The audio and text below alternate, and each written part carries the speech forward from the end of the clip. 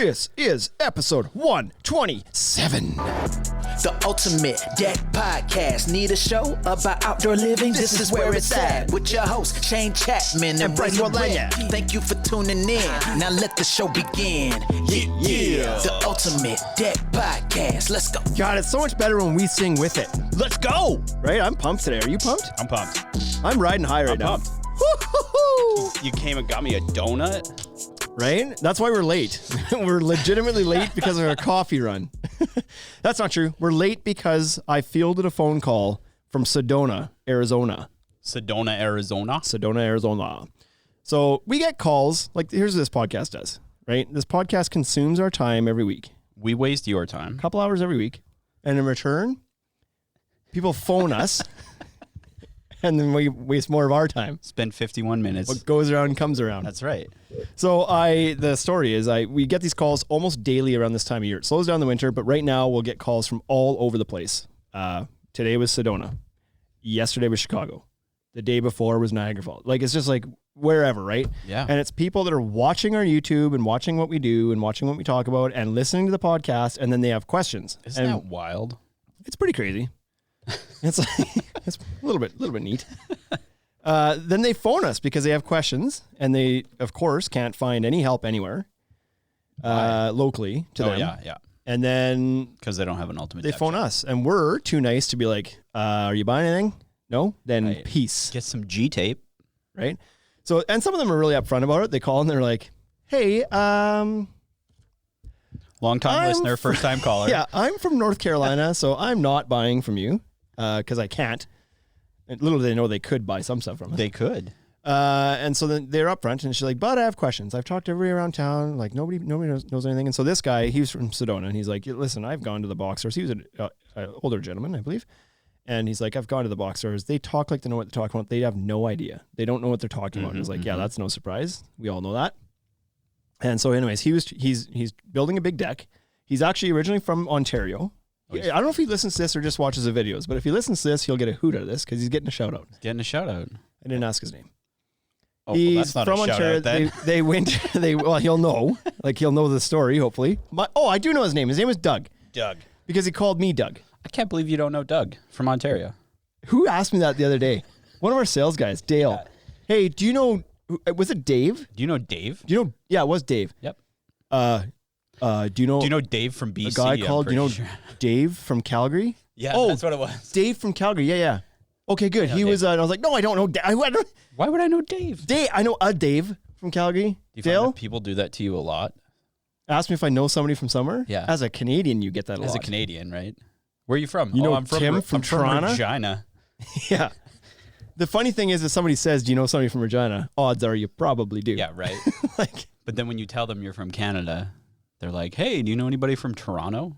Why would I? Do you know how far away that is? Yeah. That's what I tell people a lot when they're like, when they call from whatever, Las Vegas, and they're like, "Hey, I was like, couldn't you just do something in Toronto?" It's like, you know that I'm closer to you in Vegas than I am to Toronto, right? Do you know Justin? No way. Yes, actually, I do. Yeah, there's that one. So anyways, so guy calls. He super nice gentleman. He's trying to figure out stuff. He was comparing Trex, and he was comparing decorators, and he was comparing Moisture Shield, and he was really concerned about Moisture Shield because he couldn't find a lot of information about them and wasn't sure if it was good, but he really liked this one color in the Vision line and blah blah blah. So I entertained him, and I listened, and I gave my opinion, and I gave some feedback, and I gave some alternate suggestions and all this stuff, and he was so thankful.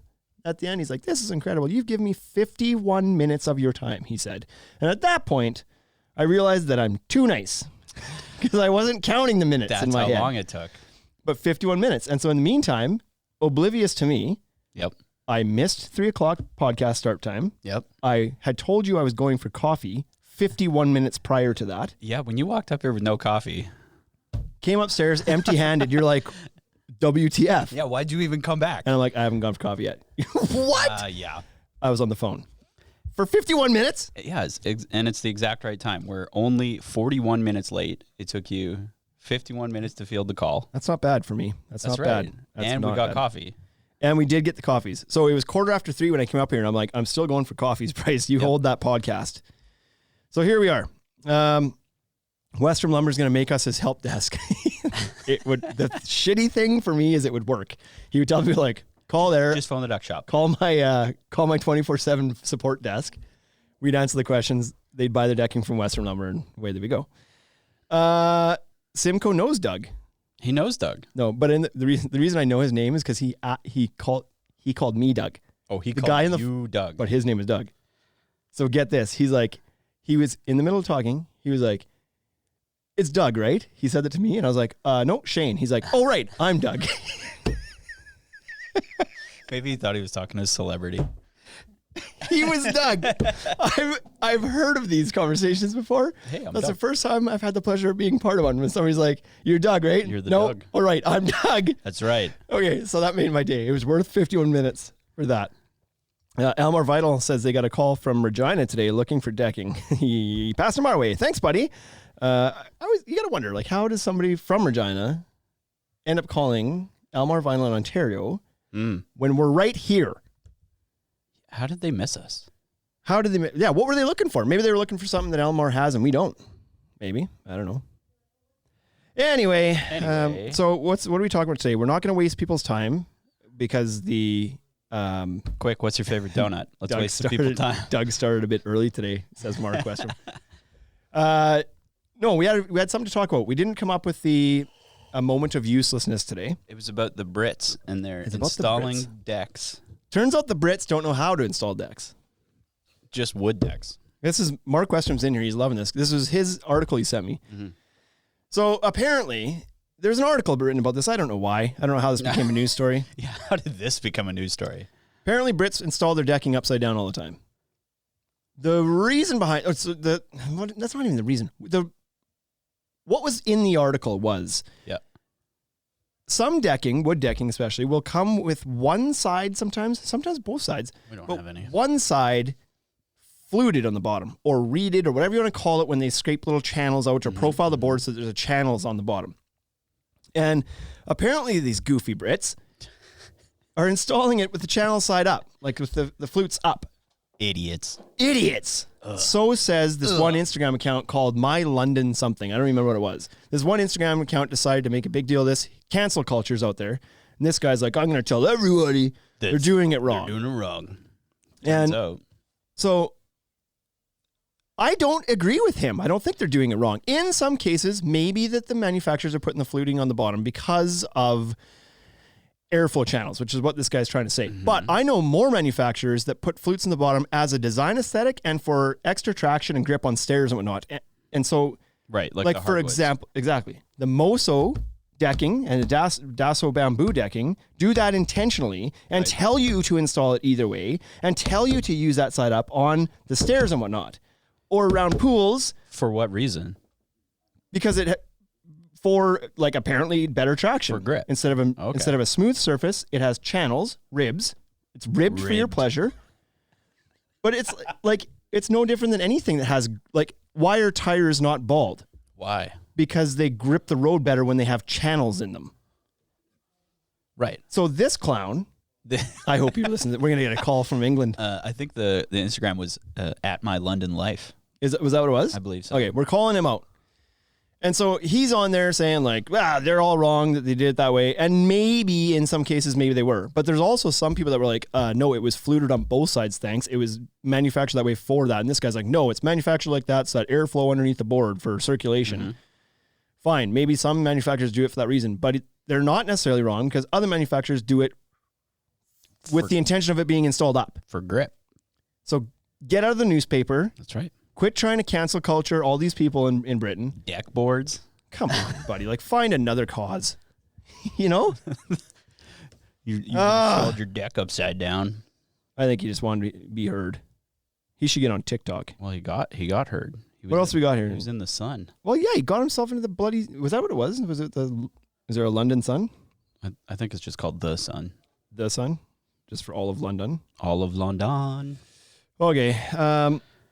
Quigley decks. Yeah, Quigley would know a bit about this. He's from that side of the pond. He's from down under. That's not all... No, he's not from down under. Oh, no, sorry. Scotland. Whoa, sorry. I'm sorry. He's from up over. Up over. That's not all the Brits don't know how to install, he says. And Michael 191492 says, I've seen this. And so what's the consensus here?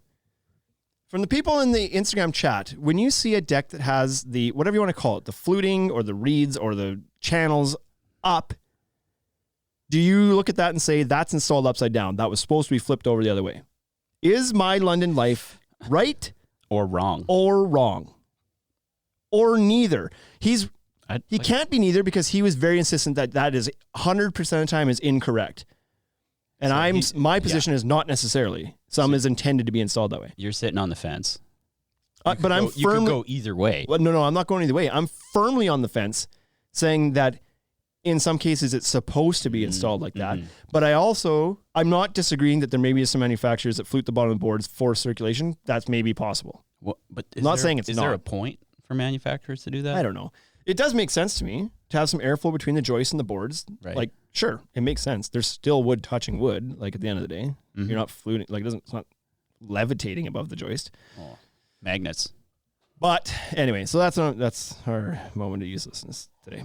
What's this going on here? Why? Haney Construction says, why is Tud's T-shirt man karate chopping the desk? What in the blue hell? He's talking about me. Because I was doing that. Bam, bam, bam. That was me making a strong point. Strong.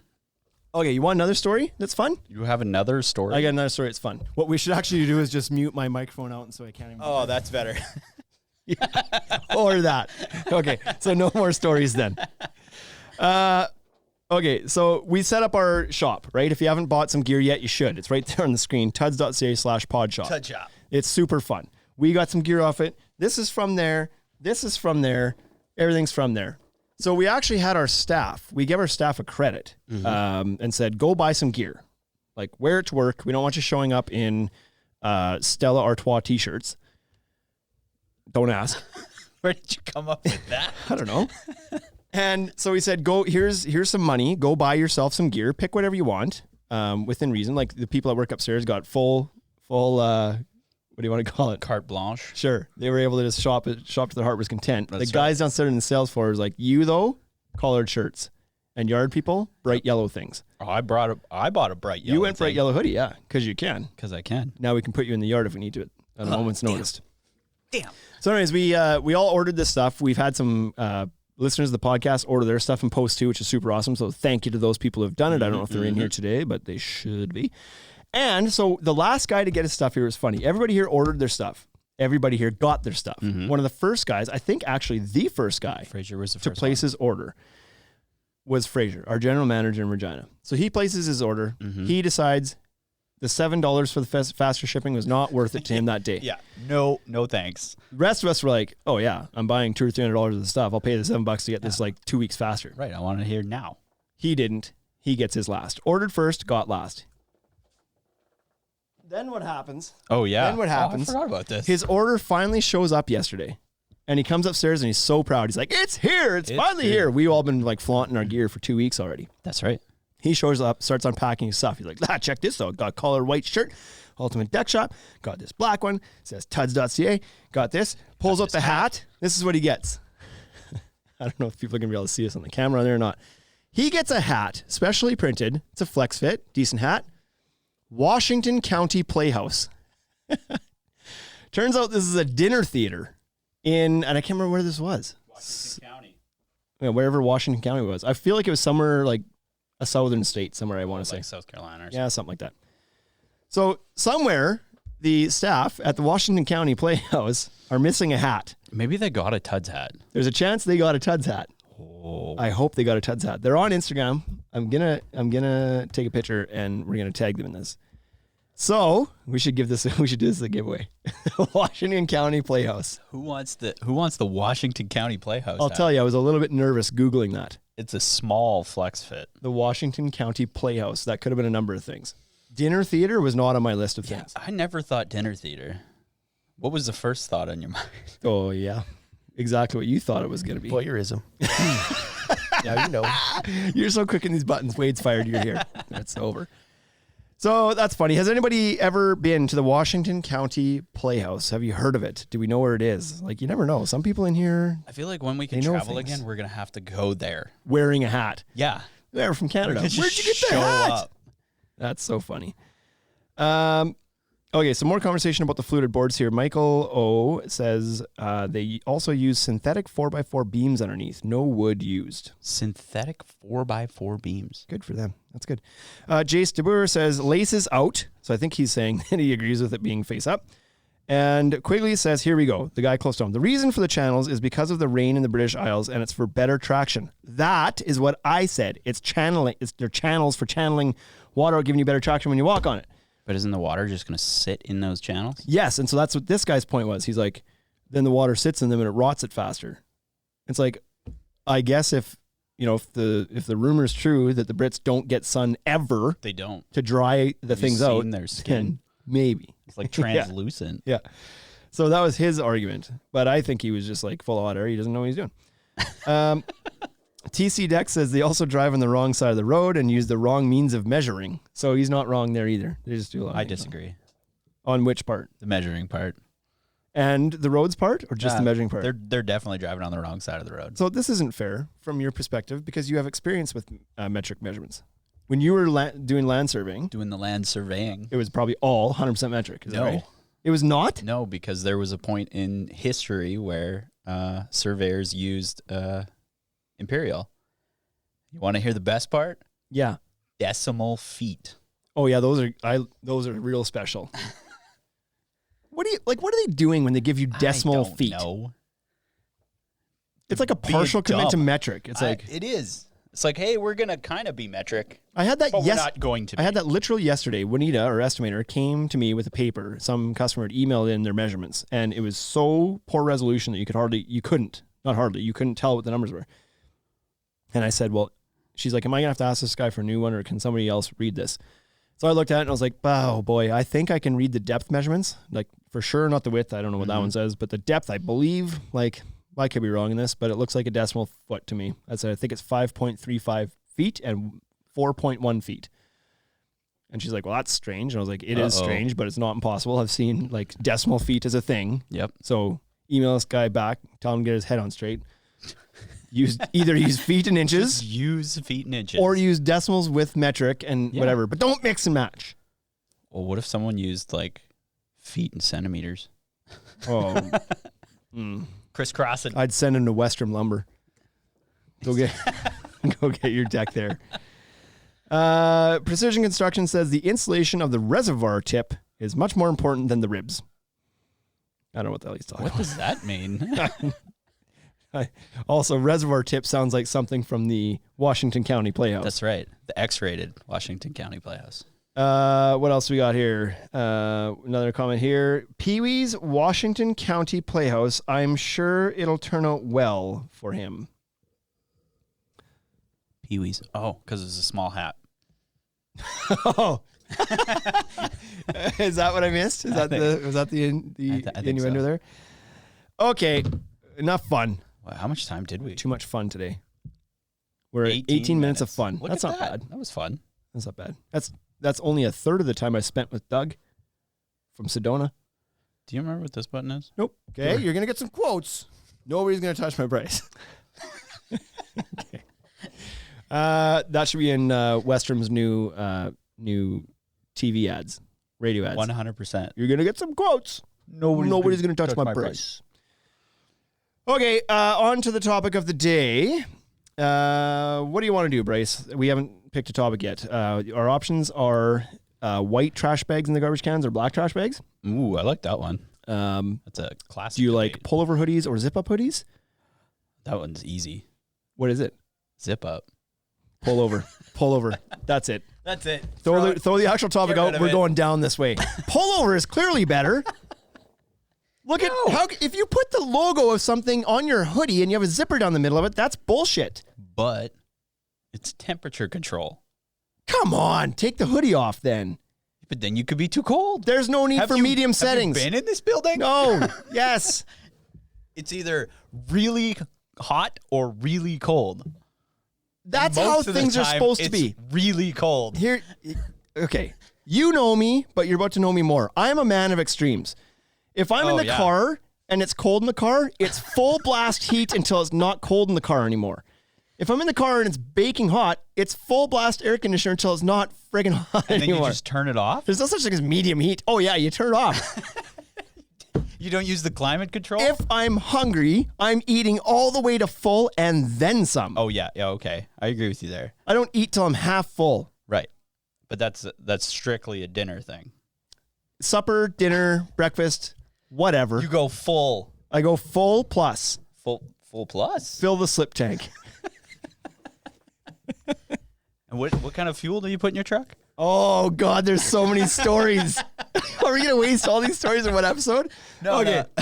No, now you did it because we won't remember to do it next week, and then Wade will be around. So, listen, the bell's going. It's busy. Ding dong. Too bad. We're having too much fun up here. Woo. So to preface this story, the other day we had a returning summer student. Mm-hmm. He was with us last year. Super nice dude. Super quiet. He was back, and he was back for like 2 days. They needed to hook my trailer up full of, it was last week. Yep. To go to Saskatoon to transfer lumber. So I said, hook the trailer up, get it loaded, get it strapped. I'm doing the transfers this week. But bad news, I did not leave any fuel in my truck. It needs filled up first before you hook up the trailer. Just make my life easier. So go fill it up. So he takes my keys, he goes and fills it up. He comes back, his name's Styles, awesome dude. Comes back, hands me my keys back. As he's walking back towards the door, I was like, you put diesel in, right? And he turns around, looks back at me, and he's like, no, just gas. And I was like, you got him. Okay, good. You got him. My truck is just a half ton. It's just a gasoline truck. So that was all fine and dandy. Joke was over, as far as I knew. 3 days later, Yeah, guess what? Wade, yes, the Wade, sends a picture to the group chat of his truck, Ford F-350, up on a trailer deck, towing trailer deck.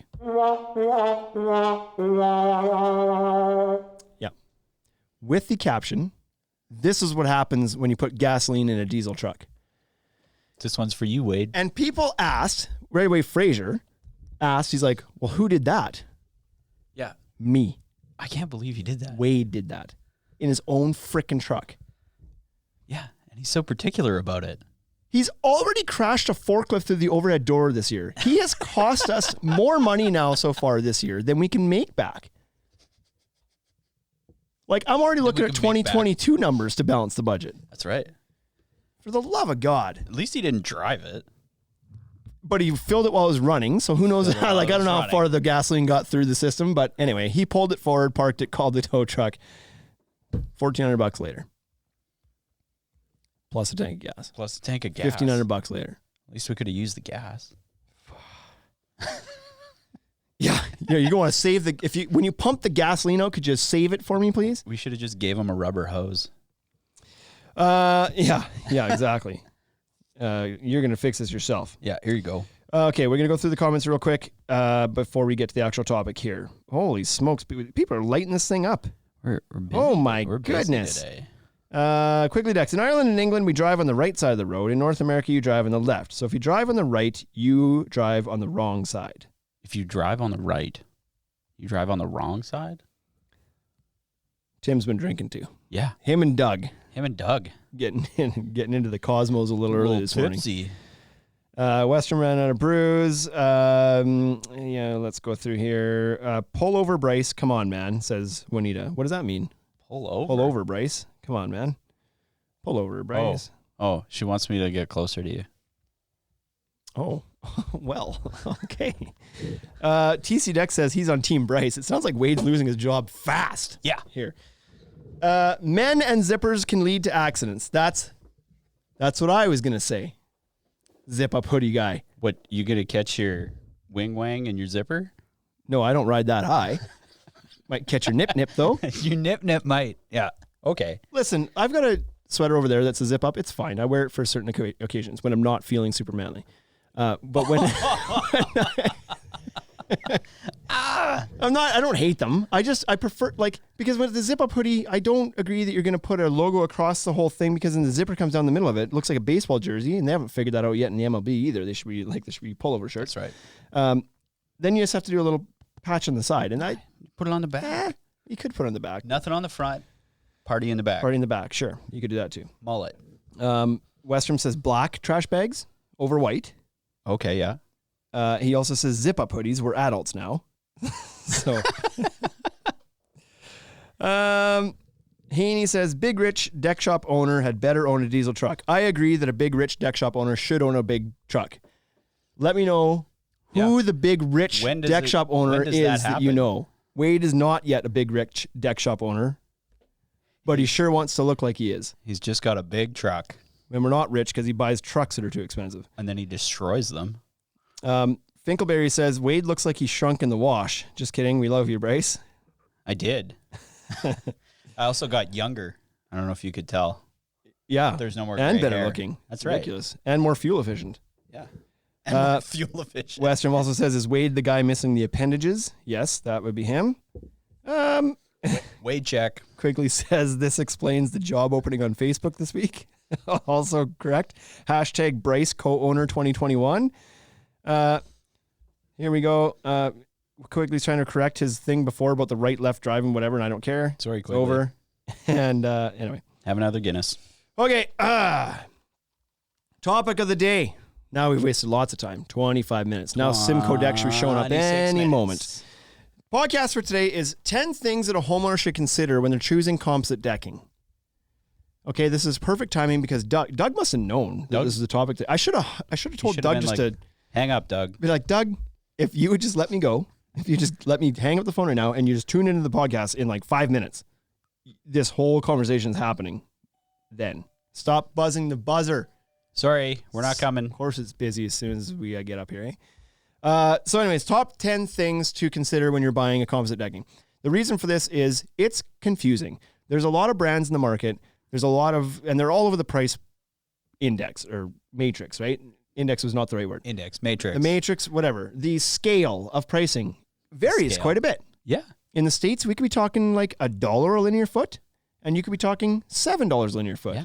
In Canada, that could be $2 linear foot to $74 linear. 74? No, but like in our store, it's like composites start in our store from $279 up to like some of them are pushing $8 linear foot. $8. You go to a box store and buy some junk, you might be able to find something like $2 flat. 2.5 at least. Yeah, especially if they cut all the holes in the middle. That's right. I don't know if Wade's serious or not, but he's in the chat now saying he just spent 30 minutes on the phone with Gary from Sedona. Gary phoned Gary. Doug hung up and told his neighbor Gary, yeah, guys, you should phone these guys at the Ultimate Deck yeah, Shop. don't call the Regina one though. Shane needs a break. Call Saskatoon. She told me he was doing a podcast. Yeah, exactly. So anyway, so we're gonna go through these 10 things because this is very, very topical because of Doug's phone call. But he was confused, like, what's good? What am I looking for here? I found some colors I like, but I'm scared of this brand because I've never heard it before, and I don't know about this one. Blah, blah, blah. And nobody down here knows anything how to help me. So this was not at all planned around Gary's phone call. No, we planned it before. We planned it before. Then Gary, it's not Gary, Doug's phone call. Doug. I'm Doug. I'm Gary. So this was just good timing. Number one thing to consider, and these are not in order of most important to worst. I was gonna say It's not. They're in order of like what came off the top of our heads. What do you think should be the first thing? We have a list of 10 right in front of us. What should be the first thing that people should look for? Hey, Zeus, easy. Yeah, well, I'm not Wade. How am I supposed to get? I don't know. Like I think probably number 9 that we have here, the company, the brand, the track record. I think that's the most important best place because to start. Yeah, because if you pick a crap board, it's not going to have the rest of these things. Mm-hmm. If you pick a good board, it's going to have most of the rest of these things just by the very nature that it is a good product, reputable product. So the most important thing for any homeowner should be to look for a reputable brand, or at least do research about them. Research it. Use a brand you know that's been around for a while. The stuff has been installed in somewhere before, has gone through a few cycles of seasons, has a company that's still around. Because the problem with composite decking is that it's very trendy. The market is growing exponentially every year. Not only the outdoor living market, but the shift from wood to composite, which means there's a lot of, predators out there. Is that what you call them? Yeah. Composite predators? Yeah, composite. Were they like snakes? Yeah, there's a lot of opportunists out there. Okay? Businesses that see an opportunity to jump into a growing market that's worth billions. They see this market that has, a major player in it, a couple major players that really dominate the market. So potentially ripe for disruption. Yep. There's some companies in there, and then there's also the Asian influence. Yeah, man. I know that sounds away, but what I'm saying is that there's a lot of Asian products that are seeing an opportunity over here where this market is blowing up, and they're like, it's not that hard to ship stuff over here unless you're going through the Suez anymore, right? Yeah. And even that's not hard now. No, they fixed that. Hard for a week or so. I heard all that stuff still trapped on that boat. I heard that they are holding that boat in the canal until they pay $1 billion fine. Like, that sounds like a lot of money, but then if you think about what's on that boat, It's easily more than $1 billion. we're going to deliver this one for free. Right. This one's Here you guys go. our bad. This is like Whoops. when we make a mistake here and it's like, oh shit. We'll run those boards out for you. No worries. We're going to eat this one a little bit. Yeah, we're going to have to... It's never been $1 billion. Yeah. Here's some 20 footers instead of 16s. Last year, our delivery guys, a couple summer students, dumped a load of, it wasn't the whole thing, but a few boards, like enough boards, in the intersection at 5 o'clock of Arcola Avenue and Prince of Wales Drive. What? Word! Now, if you're from Washington County Playhouse, you might not know the importance of those streets, but my God, at 5 o'clock, that is probably one of the busiest intersections in the city. In all of the prairies. No. Not a great thing to happen at 5 o'clock. No. So we got phone calls from people at the intersection at the red light, be like, I think your truck just dropped off a load in the intersection. Just dumped a big load. That's not $1 billion. So number one, before you made me skip to number 9, was traction. What that? Fine. What I was not trying number to say one. was that was number one. First one, not weighted in any way, is traction. Okay. Now, why care about traction? Well, because nobody likes slipping and dying. So All depends on what you're using it for. that's the first thing. Yeah, you're not going to if you want to slip and slide on your deck, That's right. go with your Fiberon symmetry line, I just don't want people climbing my walls. horizon line, better yet. Yeah. If you don't want people climbing it, then grab the slippery stuff. No, but like obviously this is important for obvious reasons. People have kids, and you just don't want it to be slippery if it doesn't have to be. Grandpa. Obviously. But in some scenarios, this might be the main access to your house. If you're doing the front steps into your house or a front porch, clearly you don't want that slippery because you go in and out of that spot every single day. That's not just a place where you go to sit down and have a beer. You're in and out of that every day. The mailman is in and out of that every day. Sometimes the neighbor's in and out of that every day. Depends on how faithful the one partner's being. There's other people that may be coming and going a lot. Okay. Whoa. Uncle Randall is in and out every day. Randall. Not Yeah. Gary. Not Gary.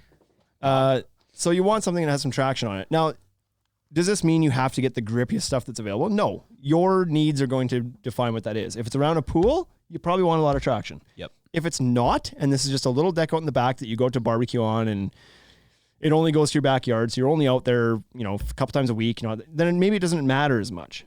But if it's, like I said, around a pool, main access to the house, you have little kids, you're elderly, you're going to want something that's not going to pose a hazard because some of this stuff gets as slippery enough to pose a hazard. Right. When it's raining or something, or a little skiff of snow or something on it. Oh, yeah.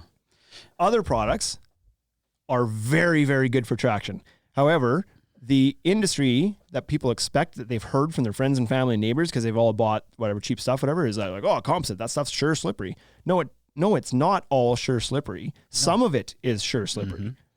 And some of it is certainly not. The early stuff was probably, I assume, slippery. The early stuff was probably not as bad because it wasn't capped. Oh, okay. So it had like some wood fiber in it. It had some grit to it. Some grip. And then they started capping with smooth plastic, and it's like, yes, plastic is slippery. What is your sled made out of? Plastic. Plastic. Yeah. So it can be, but there's things you can do. So on the slippery end of this thing, like I just mentioned, like Fiberon horizon line decking is beautiful stuff. Like coloring is gorgeous. Gorgeous. No, never mind. We're gonna start on a TikTok. Oh, okay. TikTok. There's a guy, what is he called? The angry TikToker or something. He's got a huge account. Right. He's a dude who just he scrunches up his face angry all the time. He's like a bigger black man, and he's just and he's gotten so big now that people will do drawings of him or do art of him. Nice. And there's people have done Rubik's cubes walls of him Of him just being and angry. he'll duet it, and he'll just sit there and watch us seething, breathing, whatever. He's like, what is this? What is it? then he finishes, and then when the guy finishes, and you see what it is at the end, he's like, gorgeous. He's done a bunch of these videos, and it's really funny. So traction's good. Decorator's Voyage, you will not get better traction in the industry than Decorator's Voyage. It's insane how much traction Almost Decorator's Voyage has. Too much. Yeah. Yeah. Broken face. You're going to hurt yourself. Decorator's Vault and Frontier lines and any PVC product, really, really good traction. Mm-hmm. Then you get into the composites, and you're less likely to find something with really good traction. TimberTech Terrain, not bad. I find my Fibron Good Life is not bad, but you're never going to find great in most wood plastic composites. So, like, compared to if you were wearing shoes versus not wearing shoes for traction on your deck, on your Fibron Good Life deck, like, is it better with shoes or without shoes? I don't wear bare feet on my deck because my dog pisses and shits all over. Oh, okay. Well, that would make it slippery. So it's like, ooey.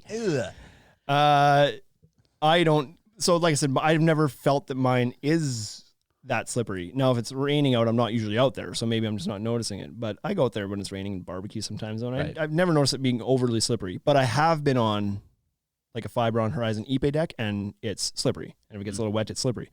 So that's not to knock that board. It's a great board in many ways, but traction is not one of them. Right.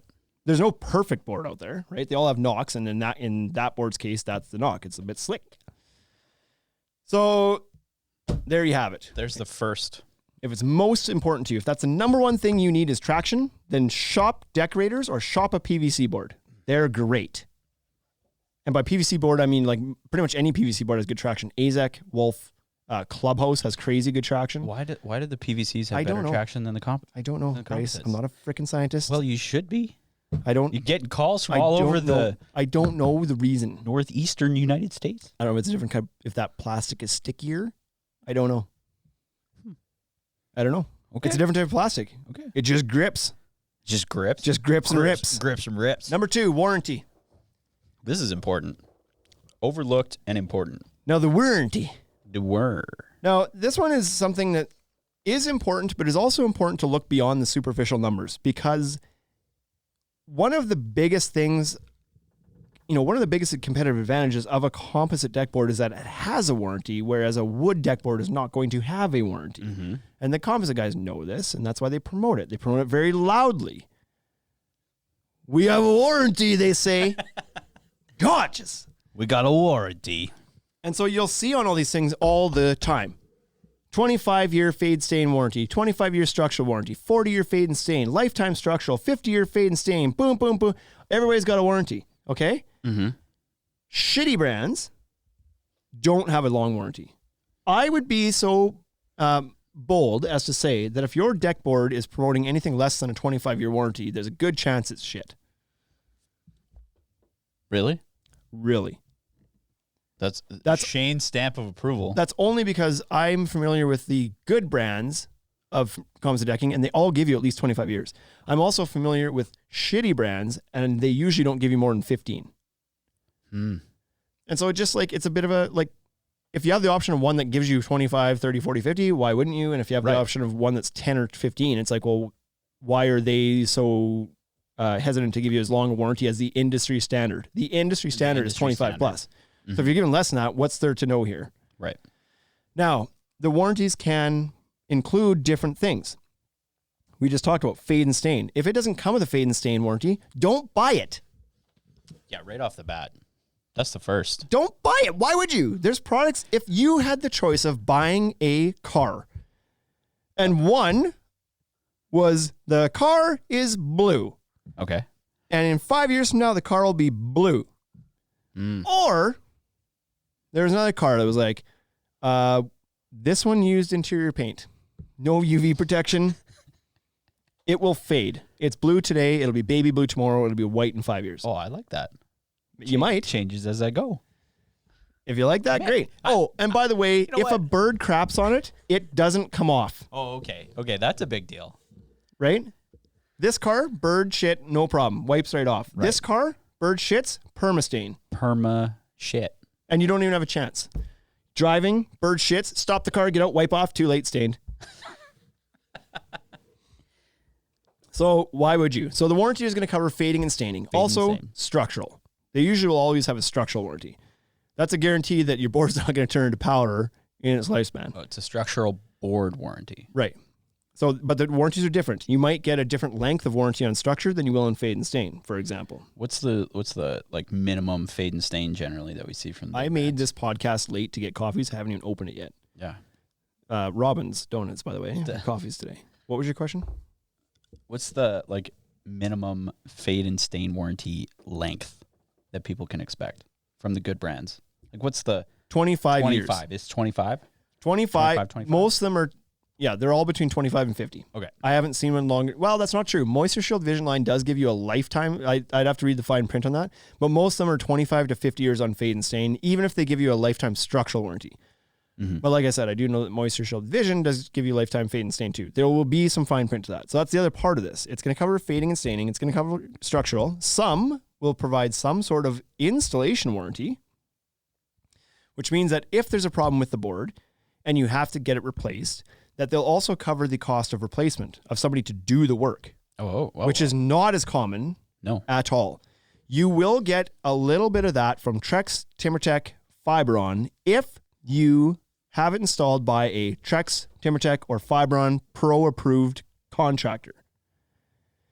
If your contractor is not a loyalty program member of those brands, they will not give you the replacement warranty, the labor warranty. Right. If you install it yourself, no labor warranty. No labor warranty. If you install it yourself, better than the president of Trex and TimberTech and Fiberons combined. If you built it better than them. If you wrote the instruction manual for these brands and then built it better than that, you would not get install warranty because you're not the guy that they said is a pro approved. Or a pro. Decorator is the only one that I'm aware of that will honor that warranty even if you install it, as long as you installed it correctly. And that, my friends, is the way it should be done. That's right. Because I've had a bit of even before Decorators came out with that, I had a grievance with that before too. I get that they're trying to promote their contractors and you should hire an approved contractor to install their decking. I get all that. I understand why they do it. Mm-hmm. I just think that if the board is installed correctly, it should not matter who did it. Right. Because I can tell you for certain that some of those Trex Pros do not install by the instruction booklet. Some of the Fiberon Pros do not follow every simple rule. Mm-hmm. Like, just because they have gotten that certification does not necessarily mean that they install something better than a guy who doesn't have it. It just means that they chose to sign up for the program. Mm-hmm. And in some cases, may or may not have had somebody inspect the deck that they had built. But in more cases than not, they have not had a deck inspected. Well, and don't some of those warranties like make you use specific types of fasteners? God, that's good. Yeah. So, like, isn't that like a? Here's the other thing too. Yes, they want you to use their approved fasteners, and there's nothing wrong with that. Like, you should use an approved fastener. You shouldn't just go out there and pin nail it down with glue. Like, better fastener. Yeah, I see where you're going. I see where you're going. I mean, I like magnets and glue and duct tape.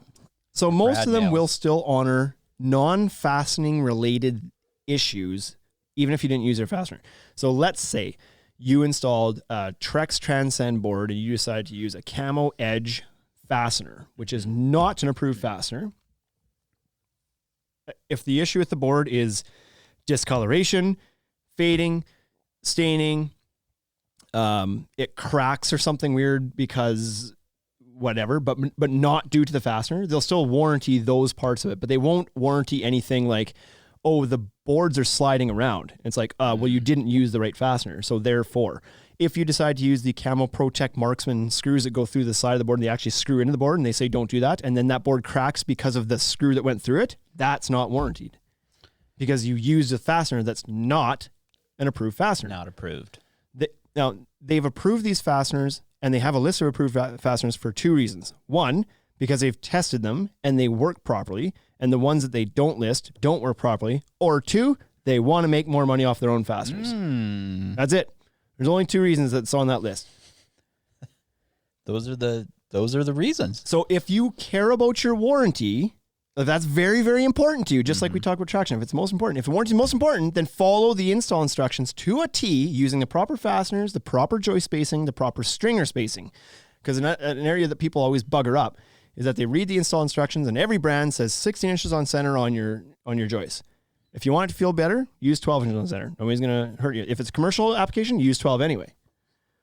If it's diagonal, you're using 12 instead of 16. On commercial, you're using 8 instead of 12. Like, there's rules about the joist spacing, but what people always slip up on is the stairs, because the stair stringer spacing needs to be tighter. Fibron, for example, says 12 inches on stairs. Others are going to say 11. Others say 9. Others say 8. They're really tight. But if you care about the warranty, get her done. Or just go steel. Although that probably doesn't fall under warranty. No, it could. Yep, it could. Steel has a warranty on the steel. That's pretty cool too. Carly Engel Matheson, sales estimator at the Ultimate Deck Shop, Saskatoon, says hypercolor decking, about the fading and stuff before. That'd be cool. When it rains, it gets darker. Yeah, that's what actually does happen with the other decking. Yeah. Haney Construction says if a bird shits in the Canadian woods and nobody's around, does it make a sound? Yes. Something like that, I think. I think it does. This is yeah. Okay. Have you ever thought about this? Yeah. Yes, I have, and recently even. Not about the shitting. God, this is gonna be a 4-hour podcast. Here's the thing. If a bear shits in the woods, if a tree falls in the woods, does anybody hear it? Does it make a sound? And my answer has always been, obviously it still does. It doesn't matter if I'm there to hear it. It still made the sound when it dropped. But technically, sound is sound waves. And sound waves, if they're not interpreted, are nothing. Okay. Right? If your eardrum does not vibrate and convert that into a sound that you know as a sound, then is it a sound? Yes. To who? Well, to what? It's still a sound wave. It's a sound wave. Is that the same thing as just sound? Now we're getting picky. So you can see a sound wave when you drag this podcast into Audible. Yes, you can see a sound Audition, wave. Sorry, not Audible. You can see the sound wave. Yeah. Even when it's not making sound. That's right. So they're not the same. Okay. Right? A sound wave is the ingredient that makes the sound. So if you close your eyes, an egg and flour is not a cake until you convert it into a cake. It's the ingredients for a cake. Mind blown. Right? Yeah. Maybe it doesn't make a sound. Well, it does. I don't know. It still makes sound waves. It makes sound waves. It still makes the. Yeah. Haney also asked he's full of great questions today. Haney also asked, what if the Prime Minister of Trex installed the deck? The Prime Minister of Trex? If that's the same dipshit that's running this country right now, doesn't stand a chance of getting warranty. His position was it'll install itself. Is the president or Prime Minister of Trex a Trex approved pro? That's the question. That is the question. Wade thinks there's no chance that this is actually coffee with how he's been listening to this podcast. We told you at the start, we warned you that we were fired up. We were fired up today. We've had a lot of good ping pong matches. Yeah. I spanked Bryce 3-0 again. Then. Whoa, barely. Okay, that's it. The deer. Wade says the deer would hear the sound. Okay, so number 3 is budget. This is an obvious one. Figure out what you're able to spend on it first, and then go shopping. Yep. Because there's no point in showing up at the Ferrari dealership if you can only afford a smart car. Or the wheels of the Ferrari. Or just the wheels of the Ferrari. So determine your budget. There is a wide range of products out there at every budget. Mm-hmm. Like literally you can get you can get Trex now for hardly more than pressure treated wood. So there is affordable options that are good. I never ever recommend shopping solely on budget, because if you do that, you'll end up in a bad product. Don't buy the cheapest possible thing. Right. You know what I mean? Yeah. You go to the grocery store, there's different brands of milk, but don't buy the cheapest possible one on the clearance rack because it's expired. No, you buy the cheap. Buy the cheapest good milk. The cheapest good milk is a loss leader. There's no such thing. No such thing as good milk? Yeah. All milk's the same. Yeah. Are we going to go milk brands now? Well, hold on here. What about almond milk? Almond milk's not milk. They call it milk. But it's not milk. What makes milk milk?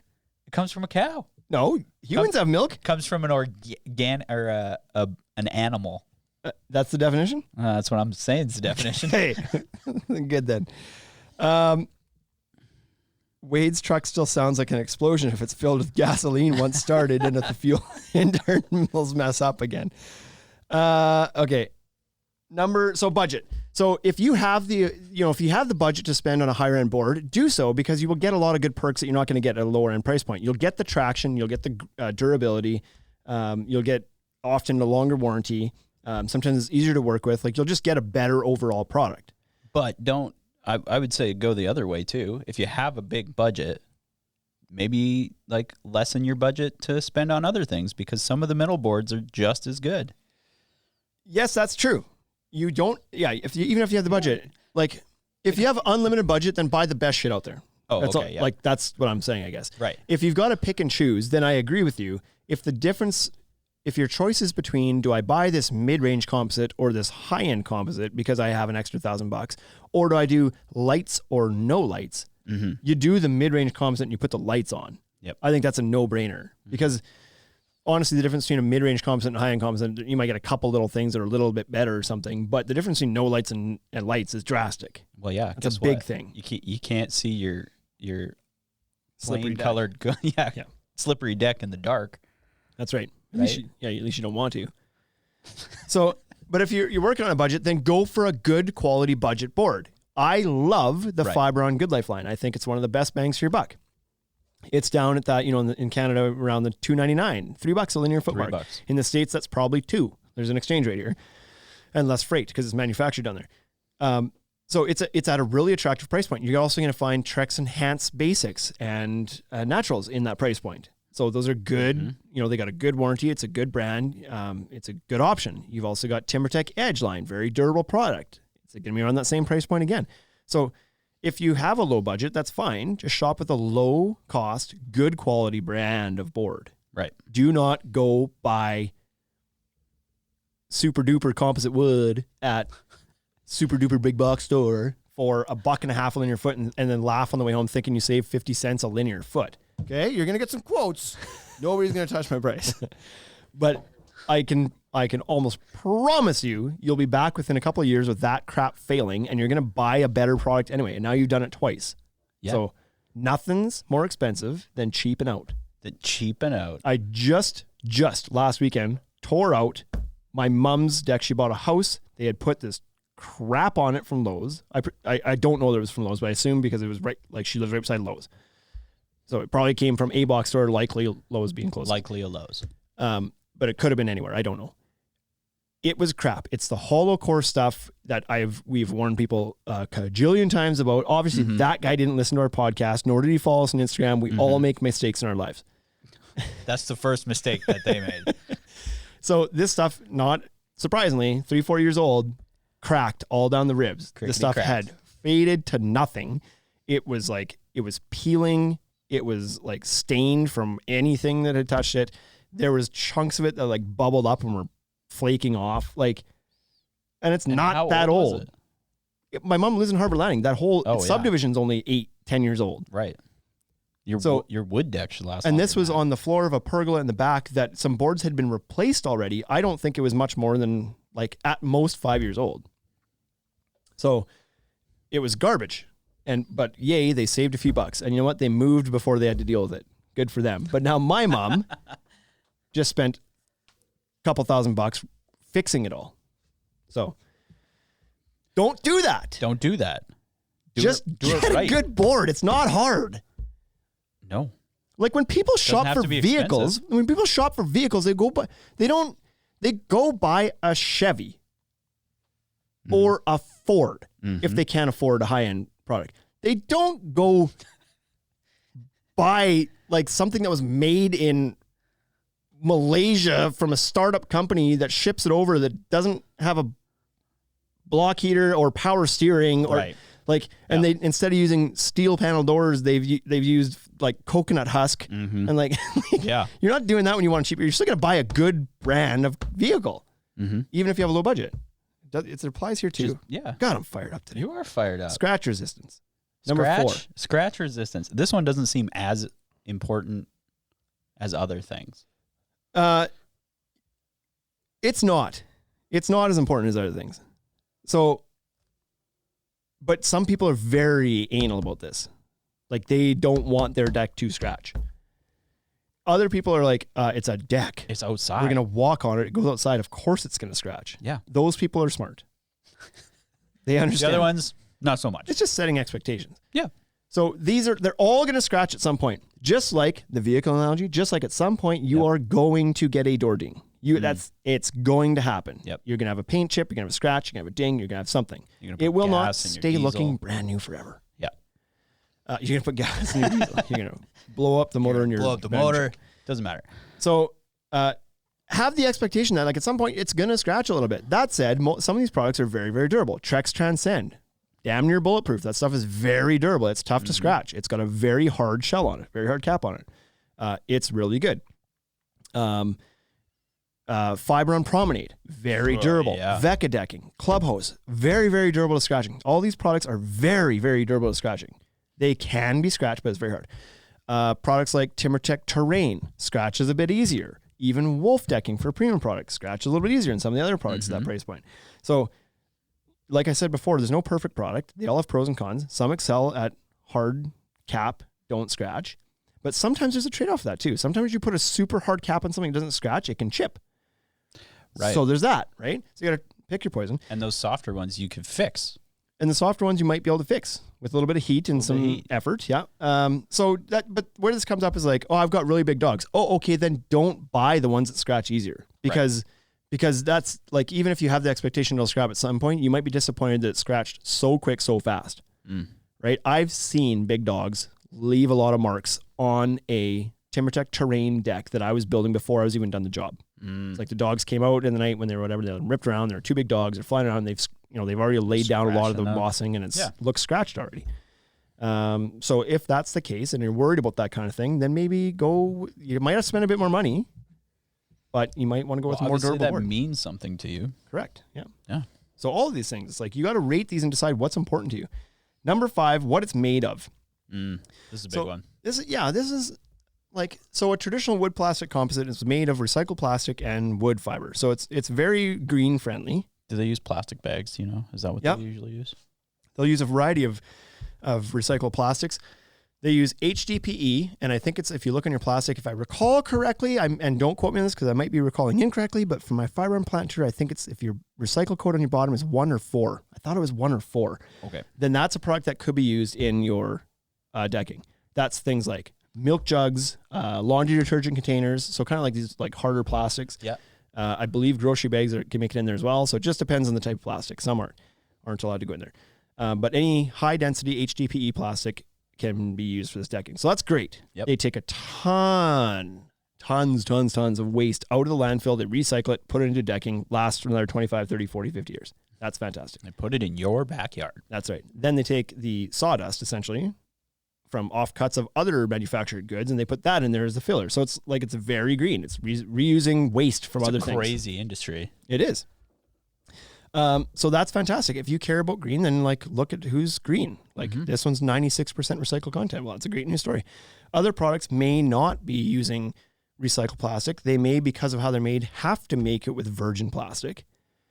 And so maybe that's a bad thing, maybe it's not. The good thing about that is that there's no organic content to it if it's a straight PVC board or something, so it's never going to rot away. So there's also a green story there that it didn't come from recycled stuff, but it's going to last a long time and not end up in a landfill for a long time. So there's that. I feel like we got to go back to the comments. I see a Fresh Decks reference here at some point, but lots of comments here. Scott Kelly, thanks you for dropping steel a while back there. Where are we here? That goes back into the green thing, right? Like your PVC on a steel deck is going to last forever. Yeah. Like straight plastic and straight steel. Your framing will disappear eventually. Yeah. Bryce is saying, no, Bryce, it's not all the same, but I don't know that's a while back. I don't know what he's referring to. Haney Construction also agrees with you. It's not almond milk, it's almond juice. It is just juice. It doesn't come from a teat. Just like oat juice. That's his definition. Does it come from a teat? Yeah. No, it didn't come from teat. Then it's not milk. That's right. Okay. Fresh Decks built Shane's mom's deck. There's the reference there. Oh. The defunct Fresh Decks is working away on his mom's deck. Yeah. I don't miss it. You don't miss the Fresh Decks? Not that one. This is not an exciting deck. I'll tell you, man. I pulled that thing up. So the guy who did it obviously had no idea what he was doing. So I had no idea. It's ground level. It's like whatever. There's a lot of stuff going on underneath there. I couldn't tell if the framing was going to be good or not. She just came in the store and I figured out the material she would need. And I said, let's assume that the framing needs replaced because I have no idea. But let's put the material on site. We can bring it back if we don't need it. I pulled up all these deck boards very easily, by the way, because half of them were just breaking apart. And because there was some pressure treat on there too. It was a patchwork job. And so pulled it all up. Turns out the framing underneath looked pristine because it's, like I said, it's probably only 3 or 4 years old. Yeah. It looked brand new. Yeah. So we kept it. However, the spacing on it, I don't know what he was using. I don't like saran wrap maybe as a tape measure because the first joist bay was pretty close to right. It was pretty close to right. It was a 17.5-inch center. So there was a 16. Measured it once. He was like, 16s, I think is what we're supposed to do. So he's like, he measured a gap of 16 and did that. So it was a little bit too wide, Kinda but you know what? Close enough. Close enough. There's wood going on this. That'll work. Mm-hmm. Next joist bay, 19. He just eyeballed the Okay, rest. well, hey, listen, that's not bad, Doug. We're still in the teens. Next joist We're bay, close. 20.5. 22. What was it's just happening? like, I don't know. There was not 2 joist bays that were the same size. I don't know. It was like he started at 16 and then thought like, well, I'll probably sit on this end of the deck more, so it should be stronger. And then like, as I get towards the front, maybe he only had a certain number of joists. And he's like, I have to make these get further, but I don't want to span them all equally apart because, Maybe he's trying traffic's to save heavy back himself here. I have on no materials, like, right? So by the end, he didn't need as many. People use that. Anyway, what it's made of can be important. Like I said, wood, plastic, composite, wood, and plastic, recycled. PVC is generally virgin PVC, but AZEK has found a way to use some recycled PVC in their boards now. That's why the core color changed. Mineral-based composites like decorators use plastic and like limestone mix, like minerals. Dust. So that may or may not matter to you. You may not care. Some people do. So if it does, then rate that higher. Number 6, the color. Now, this is important because this is what you get to look at for the rest of your life. Assuming you're going to live at least 25 to 30 years, 40 years, 50 years. You know what's really awkward is often elderly people come in here and they're looking for a deck and you tell them this information. You're always like, they're like, oh, is there a warranty? Yeah, this is warranty for 40 years. Oh, we'll be long dead by then. Like they all say that. They all like, and I'm not sure if I'm supposed to laugh. You get to use that joke when you get over the age of 60. Right? It's not scary anymore. No. Right? So it always comes out and it's like, yeah, no, you won't. Like what? Anyway. So color. Make sure you get a color that works for you. After you've made sure you've got a good brand and good board, then shop based on color and price. That's what it comes down to. Right. Think about having your funeral party on your deck. Exactly. Right? Like whatever that's called. You're already worried that you're going to kick her in 7 or 8 years. So make sure you kick her somewhere nice. Yeah. You don't want to kick it on your deck. Have people come over and find you laying on this pukey color of decking. Oh, Harold, for Christ's sake, why did you really have to die on this yellowy, browny, poopy looking color? Exactly. Like, God, I got to be here now cleaning you off this. Oh, yeah. Make sure you get the stain. Doesn't even match your house, protection. Harold. You shopped solely on price, didn't you? Pick one that works. That's a short one. Yeah. Just do whatever you like. Get color. Number 7 is how it's installed. So, or the install, how it's installed and whether your application is going to be kosher with the install. And what I mean by that is, for example, on my mom's deck we're talking about right now, it's ground level. There is zero ventilation. It's sitting flat on the ground. Right. Flutes up. Technically, Trex wants 6 inches of airspace underneath the joist, underneath the bottom of the joist. At the bottom of the joist. At the bottom of the joist, yes. For airflow. They've got exposed wood fibers on the backside of their board. They don't want those staying wet all the time. Right. In that scenario, technically, if she was to put Trex on there and the humidity on there is really, really bad because there's no airflow, gets into the bottom of the board and expands some of those wood fibers and you have some issues with it degrading, they not technically, they would deny your warranty claim because it didn't follow the install instructions. Right. So if you have that scenario where this is going to be installed that way and it's not under the warranty, then maybe you don't want to pick that product. No, pick a product that is going to match what you're. Yeah. If you've got some sort of dock that has like ramp into the water, it's going to be staying wet all the time. Well, don't use a product that has the potential to swell on you. Mm-hmm. Use a straight PVC product or a mineral-based composite or something like that. Something that's protected from that. So just know what the rules are around install. What are the rules? How is it to be installed as far as your framing spacing goes? Is it 16 or 12? Are you replacing an existing deck? Was that existing deck using 2x material and you have 24-inch centers? Okay, well then you have to do some work before your install starts. Are you willing to do that work? Are you reusing your joists? Are they on 16-inch centers? You want to go diagonal decking. Now you got to go 12. Well, you shouldn't. Like, there's some things to consider to make sure the product's going to work for how you're wanting to use it. Right. Then there's also the minor consideration of, well, how does this thing install? Does it use clips? Does it use screws? Does it use nails? How does it go down? And are you okay with that system? Are the fasteners hidden enough for you? Whatever. So just be aware of how the product installs. Most of them are very, very similar. It's more the rules around the install here that I'm concerned about, especially on reskins, like putting new decking on old framing. Reskins. Reskins. Why, Carly's asking, what about the little green giant? Is he talking about Wasabi, the little truck? Maybe? I don't know. Maybe. As a backup truck? Anyway. Next up we have is thermal stability and consideration for the climate that you're putting this into. Mm-hmm. So before we get to that one, Haney says, I can't take credit for juice versus milk being based on a teat. That came from my favorite painter, that just skipped on me, Joseph Haney, but thank you for spreading the word, fellas. I think that's you're welcome. Yeah. Like that should be spread out there. That's common knowledge. Or should be. Yeah. Common sense. If it ain't a teat, I'll take it neat. Because I'll remember that. I'll remember that. Because always look so fancy, you know? Number 8, thermal stability. This may or may not matter to you, but if you're the type of person who's pretty meticulous about things lining up and being perfect and everything else, then you're probably going to want to be aware that a lot of this plastic decking expands and contracts. And if that's the case, and you are that person who's going to be bothered by that, then either don't install your deck with miters or use a product that doesn't shrink and expand like that. Now, there's not many products out there that I'm aware of. Decorators, mineral-based composites, are the only ones that we're aware of that make a claim to thermal stability so minimal that you can miter your corners in your decks. And my experience has been that that's true. I've heard the odd claim, though, from the odd person that said, like, nope, I have pictures of one that did open up. So I have no idea if that was because the board actually did shrink or did the framing underneath shrink and pull apart and made the miter. I don't know why it happened, but I've heard of a couple people say, like, not true, I've seen it shrink. The ones I've seen haven't, so go figure. And if it's going to shrink, it'll be here. Well, it sounds like it's not a common problem.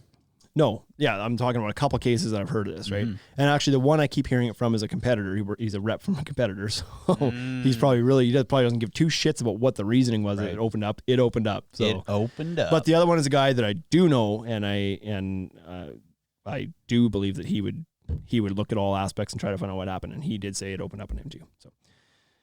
But yeah, what that means is that these boards went from winter to summer are going to expand and contract, and that's normal. Mm-hmm. But some people are going to be very bothered if that miter opens up. Yep. And you're going to be very disappointed because they're all going to open up. Especially here. So if that's you, you need to understand that you need to install it differently if that's going to bother you, or you need to take a crack at something like the Decorators product that's not going to do that. And hope that in your case, you're not one of the couple that it did happen to. Right. So I like that one because I appreciate that as a deck installer. I don't want my miters to open up. If I'm going to miter a deck, I don't want to get the call and have to explain to the customer, well, remember I told you, or remember look at the contract on page 7, number 14AB-6 says this stuff thermally moves and that's going to happen. I mean, that's just choosing the right product for the right job though, right? That's right. And if you're in Vancouver, British Columbia, Canada, or if you're in Tampa, Florida, right, and you have pretty consistent temperatures and you don't get freezing temperatures, whatever else, like Vancouver's just 20 and rainy all year. Yep. Less of a concern than if you're in Saskatchewan or Minnesota, where you have seasons. Right, exactly. Grant you, there's 3? We have seasons in a day Yeah, sometimes. we have Bryce. we have fall, we have winter, we have maybe fall again, maybe winter again, Spring, not winter, and then summer. fake spring, Yeah. fake spring, So maybe we have like 10. second winter. Yep. So the other day, a couple days ago, what was it? Plus 20, which is what, 75? Oh, we'll say Yeah, last week. 75 degrees. Yep. For March was all nice. March was 60 to 75 the whole freaking month. We're like, oh sweet, snow's gone. Thought we were in the clear. The other day it was whatever. It was a decently warmish day, and then the next day, or maybe that night, boom, snow. And we got snow for 3 days. We weren't even supposed to get it. No, and not like only Regina did apparently. Saskatoon never got it, but we have a bunch of snow again.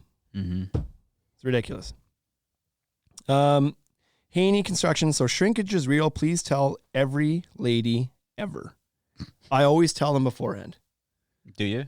Yeah, you got to tell them the pool beforehand. Yeah, first? because if you don't tell them beforehand, then it's an excuse later. Like we say, turtle. it's knowledge up front. That's and right. It's an excuse later, Setting expectations. right? If you're like, heads up, this is going to shrink. Heads up.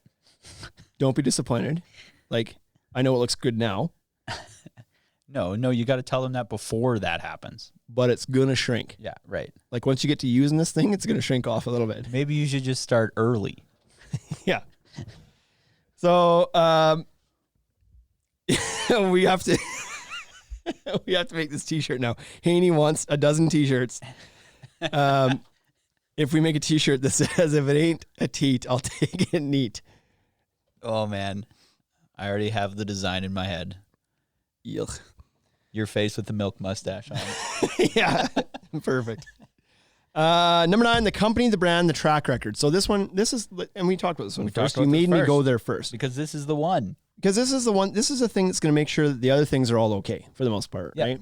You buy a junk brand, the rest of these things are going to be crap. You buy a good brand, you're going to hit on a lot of these things, and maybe you won't get great traction or maybe whatever. Then you got to get a little bit more refined in your search. Mm-hmm. But as long as you start with a good brand, then you know you'll end up with a good product. Yep. It may not be perfect, but it'll be good. And it's not going to fail and It'll like be be close. garbage Yeah. for you, right? Yeah. If your deck scratches a little easy, you still have a deck that held up or whatever. It's just like a few scratches on it. It's not going to deteriorate like my mom's deck did. Right. Do you even know what brand that was? I have no idea. But it was that same hollow core channeled crap that I keep telling everybody is junk. And so Right. it's just another instance of that. And then you get some people out there that make that stuff and they're like, oh, that's old school thinking. No, it's not. No, yeah. I see it every day. You think it's old school thinking because you're making your decking like that and you don't want that to be a bad thing, but it is. And to be fair, there's probably a product out there that's made it work, Probably. but that's the exception. You got a stigma to overcome. Yeah. Number 9, company brand. So pick a good one. So that just goes back to like, has the company been around for a while? Because these places come and go. If this is a brand new company making decking, you don't want to inject that in your arm without the proper studies being done. Oh, shit. Whoa. What? You've done that before? Got a little vaccine-y there for a minute. Whoa. Let it be proven before you go ahead and put that on your deck. You don't want to be the guinea pig. And if you want to be the guinea pig, fine, but You might understand want to be the guinea pig. Understand that you might end up being the guinea pig. It might fail, and chances are, if you have problems with it right away, so does everybody else. And who's backing that warranty? Not the company that just went out of business. You. Because you go to make that warranty claim, and this number is no longer connected.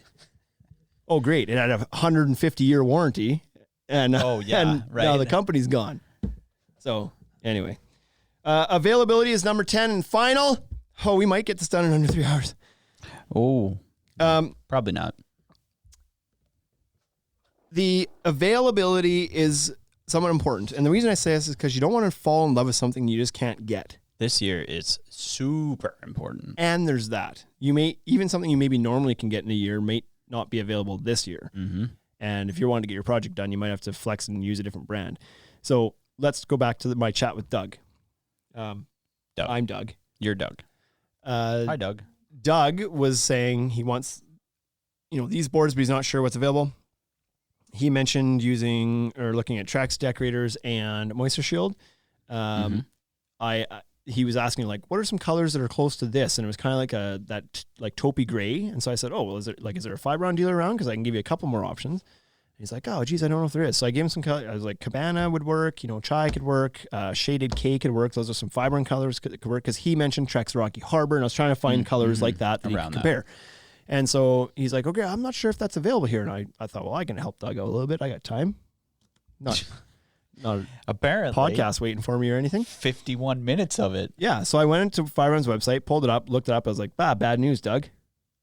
There's only 2 Home Depots out by you. And he's like, yeah, I already checked there. I guess maybe they could order it, but why are they listed? They didn't actually carry Fibron. I was like, well, they probably carry like maybe Veranda down there still made by Fibron. I don't know. They've had a relationship with Fibron at some point. They're on there. Maybe they can order it. Maybe they can't. And I was like, oh, let's hold on here. Let's expand our research. Increase the radius from 25 miles to 100 miles. Boop. 1 lumberyard showed up. One. And it was somewhere close by him. Wasn't obviously right by him. 100 miles. 100 miles. So I gave him that one. He's like, yeah, I talked to them too. They don't actually carry it, but maybe they could order it in. So sure, he could probably order it in. Yep. And it might work out just fine. But maybe you're somewhere where you can't just order it in. Or maybe you don't want to do that because you ordered in and then you're short a board. Oh, and then they have to order another one in, and you're 4 weeks waiting for another one to come in. So for the last board. If you're in a hurry, if you don't want to deal with that, if you want to be able to return things easily, because a lot of times with special orders, you're not going to be able to return it, or maybe there's a restocking fee to do so. Though if those things bother you, then make sure that it's available. Pick a stocked color close by to you so you can go get more boards, so you can return a board, so you can get extra boards if you have to. So that's important. When it comes to availability, nobody's more available than Trex. It's everywhere. But you might also have pretty good luck finding TimberTech, to a lesser extent, maybe Fibron and Decorators. The other ones are going to be a little bit harder to find. They don't have the distribution that Trex has. So unless you're in Regina. Are we still talking about shrinkage? I see where you're going with that. Yeah, not shrinkage. Plug. If you're in Regina, we've got all the options here. But listen, that's actually true. It is true. Before we got here, your options were Trex and Moisture Shield. Yeah. And probably not very many of them. There was some Fibron kicking around. You had to go to town for TimberTech. When we showed up, we brought in TimberTech, we brought in Clubhouse, we brought in Wolf. We brought in a lot of options for people. Right now, we brought in Decorators. So we've brought a lot of products to this market that weren't here before. So if you just have one of us with you in your market, there's a very small amount of people listening to this podcast that can claim that. But if you are in Saskatchewan or in Canada, because we'll ship this stuff anywhere. We will. Then you can just order it from us and we'll get it to you. We just solve problems. That's all we do. That's what contractors do. We're not contractors anymore, but we were. And we brought that mentality of just solve the problem to the retail space. I don't know how to say no. Yeah, Doug knows that now. Yeah, I'm Doug. You're Doug. That made my life. Oh, Doug. Oh, God. Well, that was... We crushed those 10 things in 4 hours. Hey, listen, it's Doug. Holy. Doug, right? No, Shane. Oh, right, Shane. I'm Doug. Oh, Shane. Shane Doug. That's when I say it all together again, it's still super funny to me. That's so good. Okay. Well, yeah. How is the list, Bryce? Like, as somebody who's like, whatever, you've been working here as a contractor for a year, and now as a complete member of the team for 4 weeks or whatever. But so you know a lot of stuff already. But do you think that's like, was there anything that stuck out to you on this list that you wouldn't have thought of when you were shopping for your own deck? Probably how green is it? Okay. Because that didn't matter to you, or you just wouldn't have thought of that question? I just wouldn't have thought of it right away. And then... Because that does matter to more and more people now. Yep. Right? The world needs to be cleaned up, and some people are insistent in their part of that. And so we've had some customers that come in and be like, I don't want to use a PVC product because it's virgin plastic. I want to use a recycled product. And so they've done a little bit of research, and it's like, okay, well, then you want to look at Trax or TimberTech or one of these guys that uses recycled material, right? Or use wood. And that's a tricky one because some people are like, I don't want to use wood because deforestation. And others are like, it's a renewable resource. I'd like to use wood. Wooditarians. Yeah, the wooditarians. Yeah. Only use wood. Yeah. Shrinkage again. Shrinkage. And that was the other one that I would never have, thermal stability. Yeah, and that's a cool one. And before the Decorators product came out, I wouldn't have put that on here because there wouldn't have been an option. It's like, now your deck shrinks. There's nothing to consider. Shrinks. There's nothing to consider here. Just know that it's going to shrink a little bit. Yeah. So now there is an option for, potentially for controlling that stability a little bit more. So The only one that's not on here that I think always gets asked is how hot does the deck get? And I meant to. When we were making this list, that was in my head, and I forgot to put it on. It was in my head. I was just going to be bonus time anyway. So that's kind of like the thermal stability question out. There's none that aren't super hot. Right. So it's like, so is there something to consider? Not really. Buy a lighter color deck if you really want to. Like if you want it to thermally measure on a thermometer less than something else, then buy a lighter color. We have this conversation often because it is something that does come up. You're right. It's probably the thing that comes up almost the most of all these things. Does it get hot and which ones don't? And it's like, okay, well, there's like cut through the marketing. Yeah. If any of these companies say cool anything, like it's marketing. Right. We only install our boards in Alaska, so they are cold all the time. Right. So Clubhouse Decking, for example, uses some marketing called cool pigment technology. Cool pigment. What does that mean to you? It means the pigments are cool. Sounds like maybe the colors they use are stay cooler than other colors. Right. Because they only use when we did our heat test, colors. Clubhouse Ironwood was one of the hottest boards we tested. Right. Yeah. Even the light colors got hot. They all got hot. So what is cool pigment technology? Relative to what? They should have at least called it cooler. Relative to hot pigment to what they technology. used to do, maybe.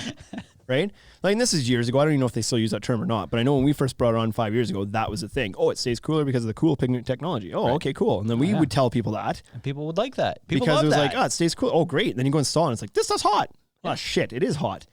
So we started doing our own heat tests with that. And now you've got Moisture Shield using the terminology Cool Deck technology. Cool Deck. Once again, what does that imply?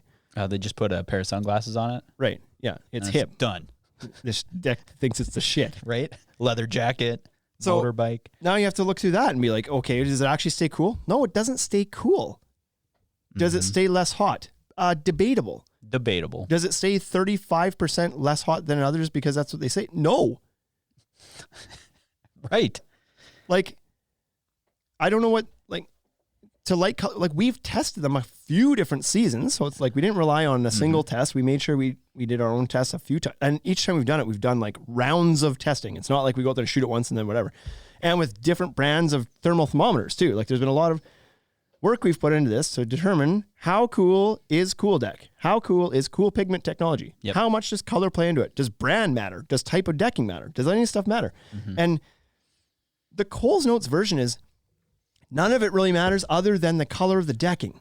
Yeah. Now, and that's not a like a brand thing. No. It's a color thing. It's just science. It's just color science. It's just light colors reflect light. So if your deck is in the sun and no one's around to walk on it, is it hot? No. No? So if you walk on a deck wearing shoes, is your deck hot? Nope. There you go. Prove me wrong. I can't. Second you walk on it and say it's hot, then I agree with you. So I agree it's hot. So for anybody who wants a dark colored deck, wear shoes. Yeah, that's the moral of the story. So to be fair to Moisture Shield and their Cool Deck technology, the coolest board that we tested, they came in second place of all the boards we tested a couple years ago, and first this year, but by 0.1 degrees. Not by much. Not like worth it. The first year we did this, which was 3 years ago, I think, the coolest board we tested was TimberTech Whitewash Cedar. The board is damn near white, so of course it's going to test later. Of course. Then it was TimberTech Mochaccino. Moisture Shield Mochaccino with Cool Deck technology. The last time we did it, we didn't test whitewood cedar this time. No, we didn't do that one. That's why it didn't show up in the results. It probably would have tested the coolest again. Yep. Or the least hot.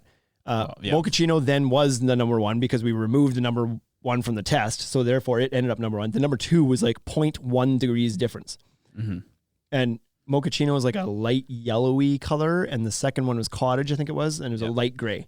So again, it comes down to the freaking color of the board. And so 35% they say to light colors. Okay, well, we also tested, I can't remember what we had out there, TimberTech Tigerwood maybe, that's a similar color.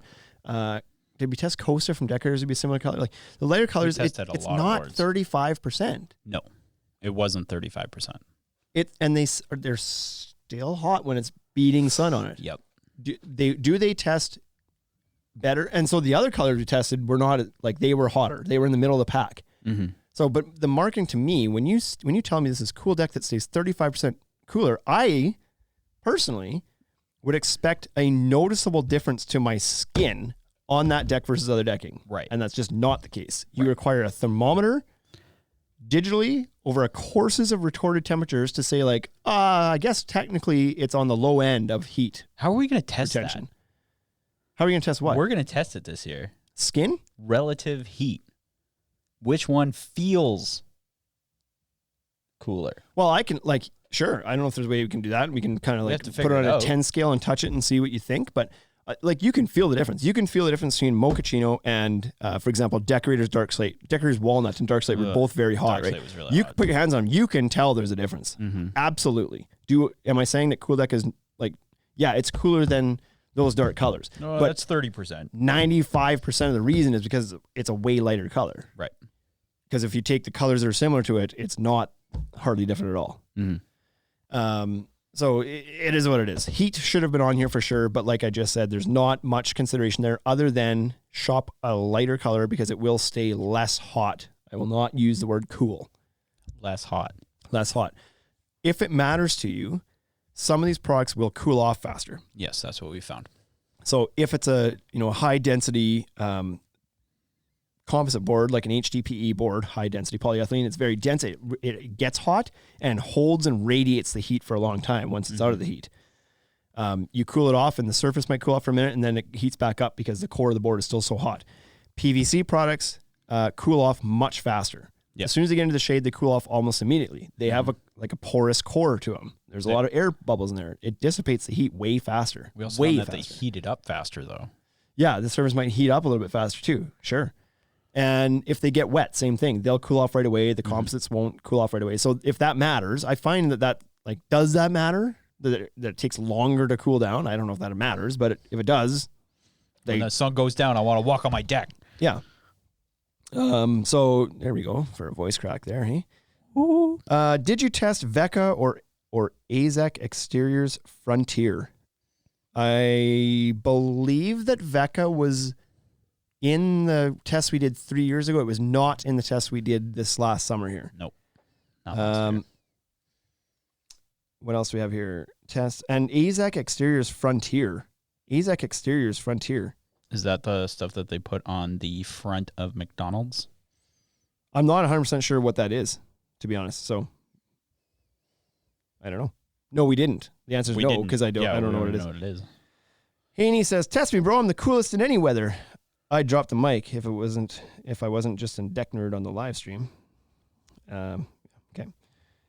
That's how I described it in high school. Less hot. Less hot. Yeah. Listen, lady, I'm not the hottest one here, but I'm for sure not. I'm less hot, but not the. I'm not the ugliest. Not cold. I'm not cold. Okay. Okay. He says, not a deck board, it's a trim piece. I was going to say AZEK Exteriors. I think he's talking about like white AZEK trim. So yes, actually we did, if that's what you're referring to. We tested, so not AZEK, but we tested Versatex this year, which is owned by AZEK now. It's the same thing. And it was cool as a cucumber. Cellular PVC, low density. It's stark white and not as dense as decking. Therefore, it did not get as hot and it cooled off as soon as you peed on it. I tried. It was relative to the treated. Yeah, it was less than that. It was the coolest thing It we was tested coolest. that day, I remember, and by a bit. Yeah. But as you'd expect. And it's not an option to put on your decking, so it doesn't matter. Unless you want to frame things on 4-inch centers. Which would be great. Okay, $1.50, hey? $1.50. You got anything left to leave with these beautiful people? I got nothing left in the Gus Bus. Okay, well, Ryan from Vinyl Guys is joining now. I feel like we need to extend this for a half hour just for him now. What's up, Ryan? Yeah. Shout out.